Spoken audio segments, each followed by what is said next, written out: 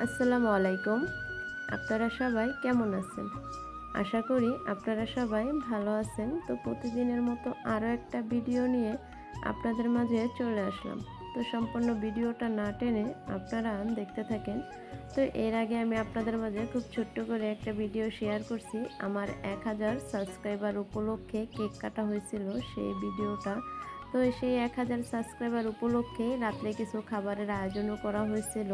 তো সেইটাই আপনাদের মাঝে এখন আবার শেয়ার করতেছি। যদিও আমার এই ভিডিওগুলো আগের ছিল, তো আমি সময় মতো আপনাদের মাঝে শেয়ার করতে পারিনি এই কারণে। তো দেখতে পাচ্ছেন সবাই একসাথে বসে এখানে পিঠা খাইতেছে, আর এদিক দিয়ে ভাবি পিঠা বানিয়ে দিতেছে। তো এর আগে আমি পিঠা বানাইছি, তো যেহেতু আমি আবার একটু ভিডিও করতেছিলাম, তো এখানে ভাবি দাঁড়িয়ে তারপরে পিঠা বানাইতেছে। তো মূলত 3 কেজি চালের পিঠা বানানো হয়েছে এখানে। তার সাথে ছিল গরুর মাংস, আলু দিয়ে রান্না করছিলাম। তার সাথে 2 পদের ভর্তা ছিল, শুটকি ভর্তা আর সরিষা ভর্তা ছিল। আসলে চিতই পিঠা মানেই সরিষা ভর্তা, খেতে খুব ভালো লাগে। জানি না কার কাছে কেমন লাগে। আসলে আমার থেকে মাংস থেকে ভর্তা দিয়েই পিঠাটা খেতে খুব ভালো লাগে। তো যাই হোক, বাড়ির সবাই যেহেতু একসাথে বসে আমরা খেলাম, তো সেই কারণে গরুর মাংসটাও রান্না করা হয়েছিল। আর 3 কেজি চালের চিতই পিঠা বানানো হয়েছিল। প্রচুর প্রচুর পিঠা বানানো হয়েছে। তো বাড়ির সবাই মিলে, ঢাকা থেকে মেহমান আসছিল যেই কারণে এত পিঠা বানানো হয়েছে।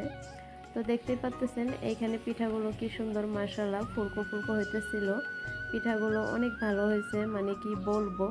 আসলে যদি কোনো মেহমানদেরকে খাওয়ানো হয় কিংবা কোনো উপলক্ষে পিঠা বানানো হয়, যদি পিঠা যদি এরকম ফুলকো ফুলকো না হয়, আসলে পিঠা বানানোর মুডটাই নষ্ট হয়ে যায়। তো যাই হোক, আলহামদুলিল্লাহ আজকের পিঠাগুলো অনেক অনেক ভালো হয়েছে।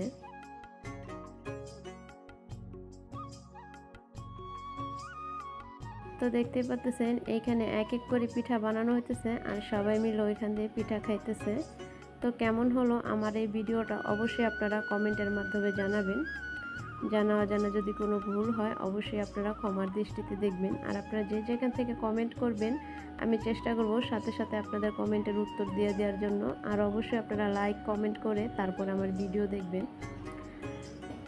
আর এই ভিডিওটা ছিল পরের দিনের সকালের কিছু পাটিসাপটা পিঠারও আয়োজন করা হয়েছিল। তো কেমন হলো পাটিসাপটা পিঠাগুলো বানানো অবশ্যই আপনাদের মতামত কমেন্টের মাধ্যমে জানাবেন। তো আপনারা সবাই ভালো থাকবেন, সুস্থ থাকবেন। আল্লাহ হাফেজ।